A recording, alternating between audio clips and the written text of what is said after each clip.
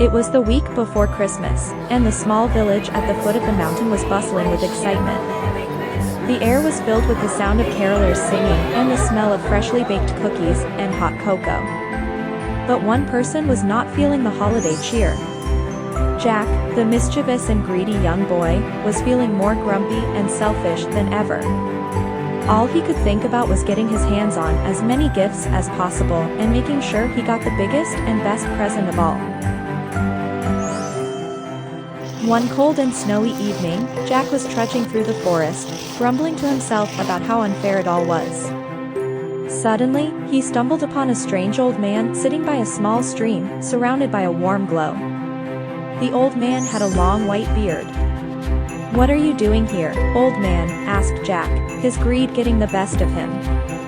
"I am just enjoying the peace and quiet of the forest," replied the old man. "I wish I had all the gold and riches in the world," exclaimed Jack. "Be careful what you wish for, my child," warned the old man. "Greed and desire can lead to great suffering and heartache." But Jack was not listening. He was too caught up in his own greed to hear the old man's words of caution. As he left the forest and returned home, strange things began to happen. Everywhere Jack went, people seemed to be throwing gold and jewels at his feet. He became rich beyond his wildest dreams, and he spent his days lounging in his luxurious mansion, surrounded by all the riches he could ever want.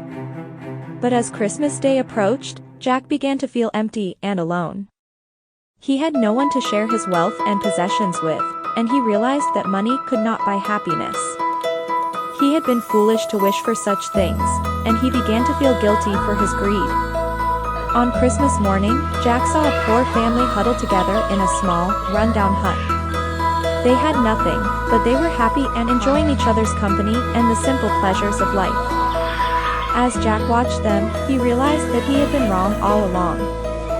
He had thought that wealth and material possessions were the key to happiness. True happiness came from within, and it could not be bought with money. From that day on, Jack learned to be grateful for what he had and to be content with his simple, modest life. He used his wealth to help others, and he became a kind and generous man, known and loved by all in the village. He realized that the true meaning of Christmas was not about material possessions, but about love and gratitude.